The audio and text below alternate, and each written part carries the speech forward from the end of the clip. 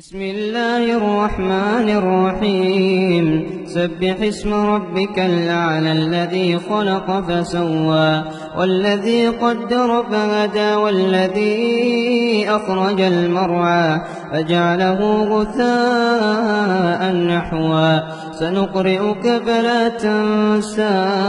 إلا ما شاء الله إنه يعلم الجهر وما يخفى ونيسرك لليسرى فذكر إن نفعت الذكرى سيذكر من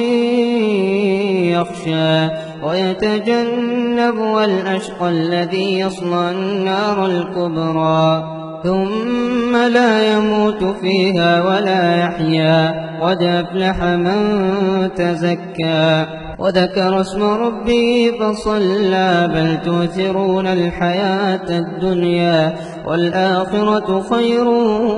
وأبقى إن هذا لفي الصحف الأولى صحف إبراهيم وموسى.